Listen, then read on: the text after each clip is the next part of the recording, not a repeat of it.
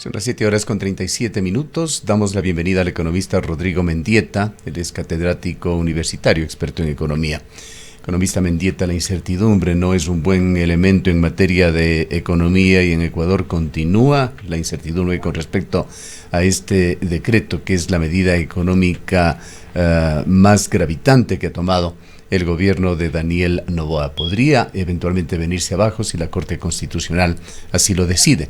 Quisiéramos conocer su punto de vista sobre cómo está afectando este decreto y qué es lo que podría pasar ante esa eventualidad.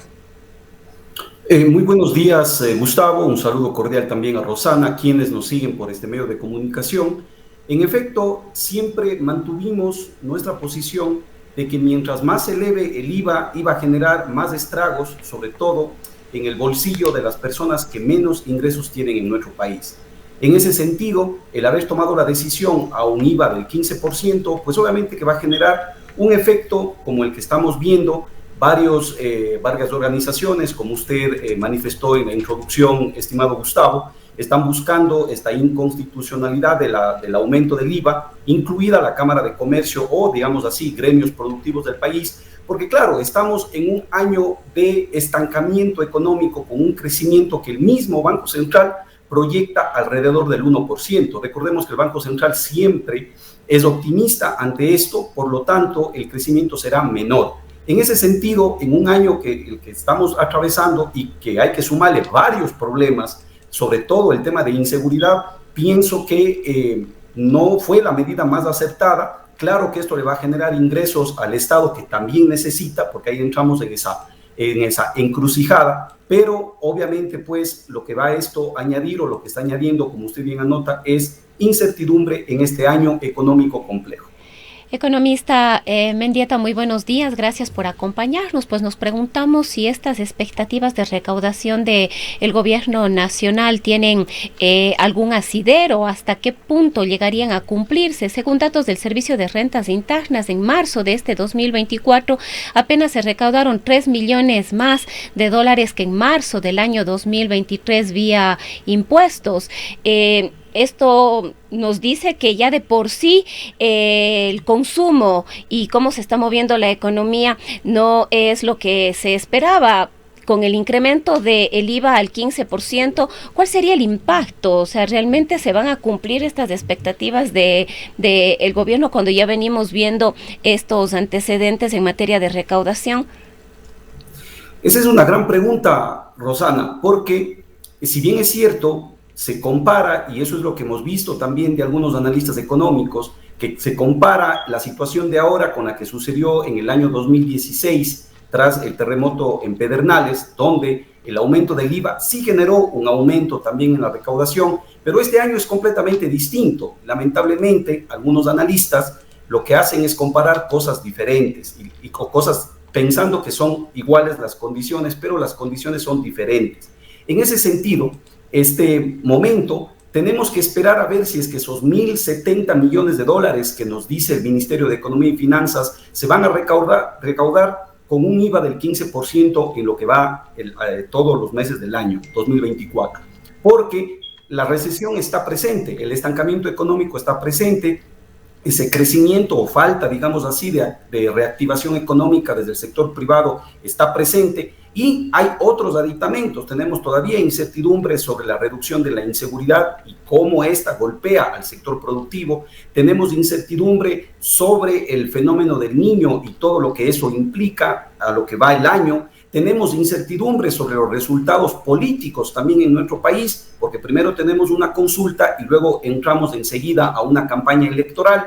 De modo que en este año se pueden configurar varios elementos, Rosana, y los sabremos después cuál va a ser el efecto en términos de recaudación. Pienso que entrado el mes de abril, en el mes de mayo, podremos tener los datos sobre el efecto, ya diríamos así, efectivo sobre la recaudación que persigue el gobierno nacional. Quisiera pedir una explicación sobre esta visita de los funcionarios del Fondo Monetario Internacional, esta misión que ha estado cumpliendo labores en Ecuador. Usualmente lo hacen con un bajo perfil, pero esto ha trascendido y se ha señalado que Ecuador se encontraría bajo la lupa del Fondo Monetario Internacional para ser considerado con un acceso excepcional. Entendemos que justamente significa esto, literal, de que harían ciertas excepciones en cuanto a lo que se le puede prestar a Ecuador debido a su situación económica. También se habla de una facilidad extendida SAF, que viene por sus siglas en inglés, y otro programa también de resiliencia y sostenimiento denominado RST. ¿Qué significan todos estos códigos? ¿Qué es lo que se estaría fraguando entre el gobierno ecuatoriano y el Fondo Monetario Internacional? Bueno, en términos simples, Gustavo, es que el Fondo Monetario Internacional, no solo para el Ecuador, sino para sus países miembros y sobre todo para los países de América Latina, incrementó el techo de endeudamiento con diferentes líneas de financiamiento, y esto ya lo hizo a finales del año 2023. Incluso recuerdo haberlo tratado en una entrevista con usted. En ese sentido, justamente, ya entrado el año, en el segundo trimestre, el Fondo Monetario empieza, digamos así, a configurar cuáles serían estas líneas de crédito mediante varios productos a los cuales el gobierno ecuatoriano tiene acceso. Recordemos que el Fondo del Ecuador ya agotó todas sus líneas de crédito con el Fondo Monetario, y entonces ahora lo que tendría que acceder es a estas nuevas líneas, diríamos así, líneas frescas, teniendo un contexto claro. Si bien es cierto, tenemos varias leyes, incluida esta del IVA, que lo que está buscando es aumentar la recaudación para cerrar el déficit fiscal, pero hay que recordar que las necesidades de financiamiento que tiene el Ecuador para el déficit del 2024 y las deudas del 2023 está alrededor de 9.000 a 10.000 millones de dólares.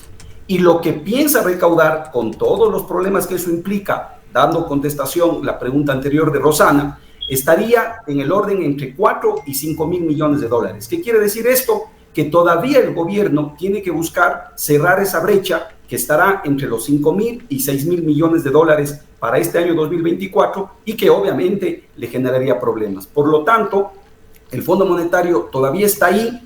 Claro, estas conversaciones también, diría, se han abierto, se han flexibilizado toda vez que ellos ven este esfuerzo de elevar el IVA. Pero hay que entender que este esfuerzo está golpeando al bolsillo de los ecuatorianos en todos los niveles, pero sobre todo a quienes más lo necesitan, ¿no? Ahora, economista Mendieta, nos preguntamos y le preguntamos a usted, ¿es fundamental que el país acceda a este nuevo crédito o que llegue a un acuerdo con el Fondo Monetario Internacional? ¿Esta es la única opción que tiene, o qué otras medidas internas podría tomar el gobierno nacional en la actual situación en la que estamos? Vemos ya las expectativas respecto de la recaudación, quizás no se van a cumplir estas que está esperando el gobierno nacional, o qué otras opciones tendría el gobierno. No creo que sea la única opción la del Fondo Monetario, además que tenemos que esperar, Rosana, a ver cuáles son las condiciones, porque tenemos que ser, digamos así, objetivos en ello. Puede ser que las condiciones en las que el Fondo Monetario, digamos así, venga con estas líneas de crédito, dependiendo, porque van a ser diferentes, pero puede ser beneficiosas para el caso del Ecuador y nos aliviane de alguna manera ciertas derogaciones, como por ejemplo el mismo pago de deuda anterior. En ese sentido, tenemos que esperar a ver cuáles son esas condiciones y qué es lo que nos conviene y no dentro del fondo. Pero luego de ello, creo que también tenemos que ser lo suficientemente claros para decir que son escasas las alternativas que tendría el gobierno nacional en este año 2024 de cara a las finanzas públicas. ¿Por qué razón? Porque si estamos en un año complejo, donde ya estamos golpeados por varios factores, incluido el aumento del IVA, pues obviamente si nosotros entramos en este año bajo estas condiciones, por ejemplo, a tener o simplemente a poner como estrategia una eliminación de subsidios a combustibles, vamos a ahondar en el problema. Entonces, hay que tener momentos o analizar bien esos momentos para poder tomar esas medidas económicas fuertes, y por lo tanto pienso y repito que habrán pocas alternativas, o hay pocas alternativas en este momento en el caso de las finanzas públicas del Ecuador. Hemos venido cubriendo secuencialmente informes que se hacen sobre Ecuador, informes de Citi, consultoras económicas, de fondos de inversión, y hay coincidencias allí en cuanto a cómo le ven a la situación de Ecuador desde afuera. Se señala que el presidente Noboa ha optado por el desafío fundamental de consolidar fiscalmente a Ecuador, tratando de controlar la violencia, y que la intención del gobierno sería mantener el grifo fiscal o el puño del ministro de Economía cerrado, prácticamente sin inversión en el país. ¿Coincide usted con estas que son aspiraciones y lecturas que se dan desde el exterior sobre Ecuador?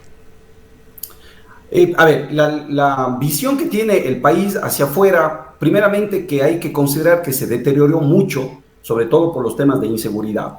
No por algo, digamos, nuestro riesgo país tocó de los puntos más altos. Este momento en el que estamos alrededor de 1.200 puntos, pienso que lo que está dando es una visión diferente, una visión de que es posible que salgamos de este grave problema de la inseguridad, que no va a ser de la noche a la mañana, que es posible que nos pongamos de acuerdo para poder equilibrar el gasto versus el ingreso fiscal, y, ¿no es cierto?, que también es posible de pronto llegar a una suerte de, yo diría, pues, aguas calmadas en lo que tiene que ver con el tema político, porque en eso también hemos tenido muchísimo, yo diría que controversia en nuestro país. Han habido bandos prácticamente que han estado luchando por ir teniendo, digamos, anteponiendo intereses de estos partidos y no los intereses del público o del ecuatoriano, digamos, en general. Entonces, hay esta intención, se está viendo con esos ojos desde afuera. Sin embargo, no es suficiente como para que, por ejemplo, el Ecuador pueda emitir propia deuda, ¿no? Sería interesante tener las condiciones como las que tienen países vecinos nomás, como Colombia o Perú, que pueden emitir deuda. Para nosotros esto ahorita sería muy difícil porque nos sometería a unas tasas de interés demasiado altas. Asimismo, tener inversión extranjera directa. Mire, la inversión extranjera directa en el año 2023 está bordeando los 400 millones de dólares. Eso es muy bajo y no permite tener de esta inversión, pues obviamente algo que venga a generar una activación en el sector productivo. Entonces, si bien es cierto, estas miradas son importantes, pero ahí la pregunta es cómo se van a ir sosteniendo. Y otra cosa que también es fundamental, y a eso quiero reiterar, el Ecuador está atravesando por problemas sociales que pueden ahondarse. Esa falta de inversión a la que se hace referencia, obviamente no puede venir a lacerar los problemas que tiene el Ecuador en temas de inseguridad, en temas de salud, en temas de educación, en el mismo tema de infraestructura, porque todo eso va a redundar en los datos que tenemos deteriorados en temas de pobreza, los datos que tenemos deteriorados en temas de empleo, sobre todo, que nos debe preocupar, y eso se tiene que trabajar en forma conjunta. Ahora, todo esto suma presiones para el gobierno de Daniel Noboa. Creo que la gran mayoría de ecuatorianos, si no todos, entendemos las prioridades en materia de seguridad. Pero el hecho de que tengamos que pagar nuevos impuestos, son 4.000 millones de dólares más lo que genera este decreto económico urgente que devino en la ley, que subió el IVA y puso también contribuciones a sociedades, a bancos, a cooperativas. Todo esto impacta en la gente y genera también expectativas. Aquí en el Austro sabemos cuáles son las prioridades, y entre ellas está la vialidad. No hay luces, no hay esperanzas con respecto a esto. Mientras observamos que el presupuesto general del Estado apenas destinaba, se dijo inicialmente, 1.400 millones para el plan anual de inversiones, que bajó a 1.200 millones, y ahora conocemos que la cifra ha sido corregida a 1.047 millones para todo el país, sabiendo que Azuay, de acuerdo con las estimaciones que han hecho grupos que están siguiendo, como la Cámara de la Construcción, el desarrollo de estos temas, han hablado de que Azuay requeriría una inversión de unos 300 millones de dólares para poner en una condición adecuada sus carreteras, y unos 100 millones urgentes. Imposible pensar que el gobierno, con este presupuesto de inversiones que apenas llega a unos 1.000 millones de dólares, pueda cumplir en este sentido. Definitivamente. Figúrese los últimos datos que dan cuenta de desempeño económico del Ecuador en el año 2023, que nos pone, digamos, pues que ya lo expuso el Banco Central del Ecuador, da cuenta que justamente el año 2023, que ya la cifra de crecimiento oficial, diríamos así, está en el orden del 2,4%, se ve básicamente impulsada por el consumo, se ve básicamente impulsada por el importante sector de exportaciones, pero lamentablemente solamente medio punto porcentual ha sido el aumento de la formación bruta de capital fijo, que en términos sencillos es inversión, tanto pública, pero también privada. Entonces, un país que no invierte, Gustavo, prácticamente lo que está es socavando las bases de crecimiento y generación de empleo que pueda venir más adelante. Y hay datos históricos para corroborar con esto, economista Mendieta. En el primer trimestre, esto es ya información histórica reciente, se han ejecutado apenas $50 millones del Plan Anual de Inversiones.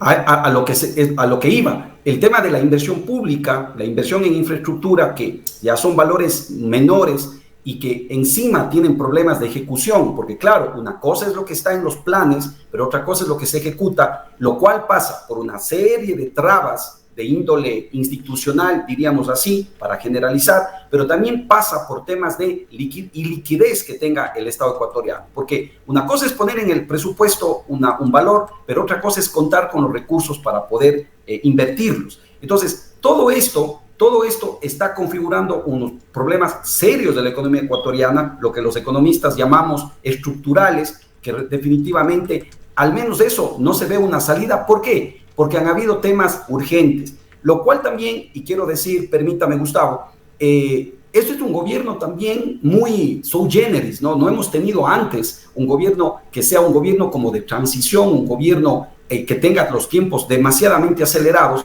por cómo se fueron dando las cosas con la muerte cruzada y obviamente pues una elección prácticamente anticipada. Con cortísimos tiempos, en economía los tiempos son oro, pero al mismo tiempo hay que entender que los resultados se dan en el mediano y en el largo plazo. Muchos resultados en economía son así. Entonces, están pasando cosas que prácticamente yo podría decir que responden también a esa realidad política que vive el Ecuador. ¿Y cómo está la gente en su criterio, economista Mendieta?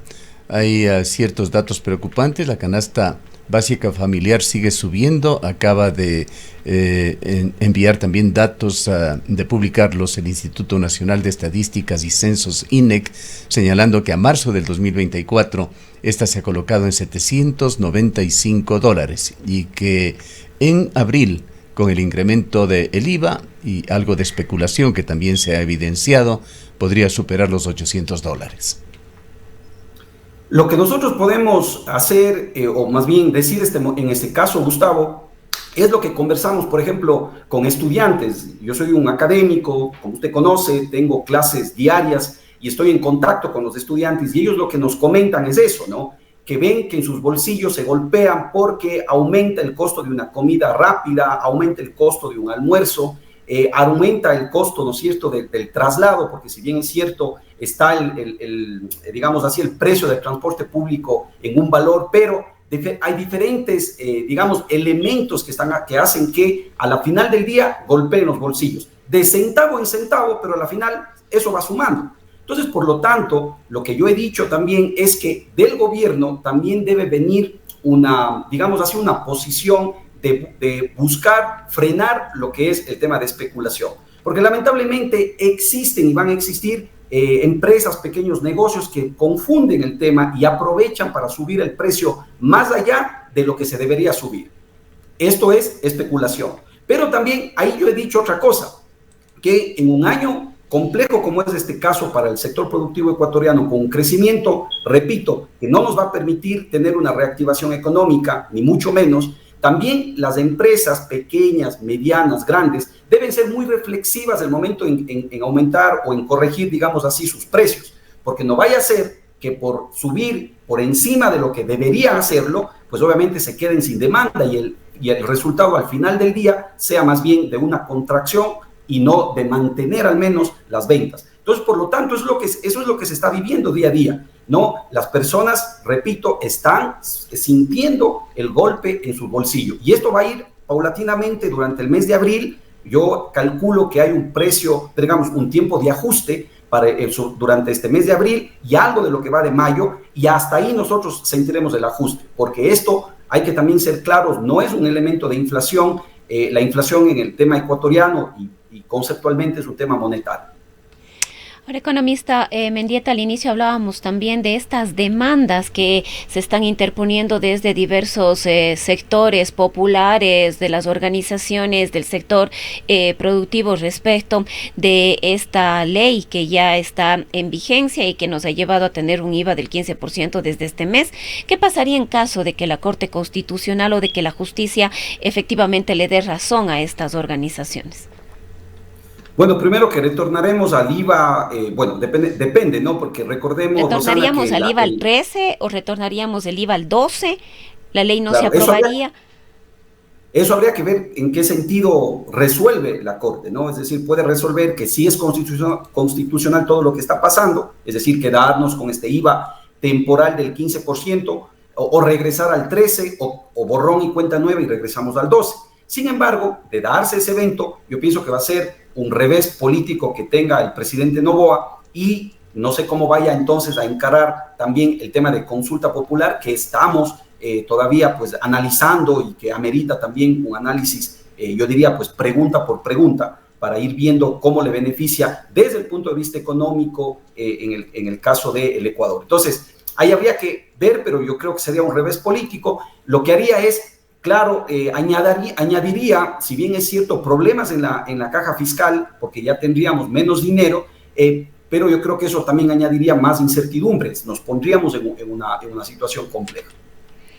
Ahora, economista, hablando también de la consulta popular, otro de los problemas que venimos enfrentando y que no logra superarse es el de la generación de empleo. El presidente, a través de su ministra, él mismo y a través de su ministra de Trabajo, dan unas cifras, pero los datos reales dan otras completamente diferentes, sobre todo en lo que tiene que ver a empleo joven. En la consulta popular se está proponiendo el trabajo por horas. ¿Usted cree que esta podría ser una solución o una herramienta que contribuya a mejorar esta situación? Mire, Rosana, de entre todos los problemas profundos que tiene el mercado laboral ecuatoriano, es decir, la oferta y la demanda de empleo en el Ecuador, el sector que más golpe recibe es el sector del empleo joven. Personas que están entre 15 y 29 años según la definición de la Organización Internacional del Trabajo. Si uno revisa los datos, y que justamente lo estamos haciendo con mucha más, digamos así, propiedad y profundidad desde la Universidad de Cuenca, este momento podemos ver que el empleo joven es el que más se golpea. ¿Por qué? Porque tiene mayores tasas de desempleo, tiene mayores tasas de subempleo, está conformando en mayor proporción el mercado informal de la economía. Están, si usted revisa los datos, y los podemos comentar, digamos, en algún otro espacio, pero el empleo, digamos así, menos adecuado o el empleo más precario justamente tiene que recaer sobre los jóvenes. Entonces, tenemos que pensar en una salida para eso. Una de las razones que se han esgrimido para ello es justamente la falta de opciones que para los jóvenes se presenta, porque también hay que entender que un joven está estudiando, un joven está en la universidad, un joven está terminando su colegio, y por lo tanto no puede acceder a un mercado laboral que prácticamente, primero, que no le ofrece oportunidades, pero que si las ofrece, tiene que someterle a un costo de oportunidad. O dejo de estudiar y me pongo a trabajar, porque caso contrario no podría. Entonces pienso que estas opciones de flexibilizar en algo esas rígidas leyes laborales que nosotros tenemos puede abrir la puerta para un empleo joven por horas, por plazo fijo, fines de semana, feriados, etc. Sin embargo, también hay que tener claro que esto no debe, digamos, volcarse en cambio a una explotación laboral, a un abuso.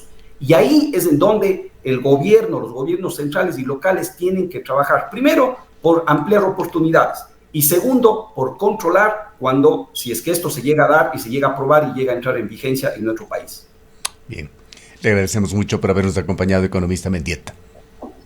Muchísimas gracias a ustedes, siempre a las órdenes. Declaraciones del economista Rodrigo Mendieta, PhD, experto en economía. Son las 8 horas.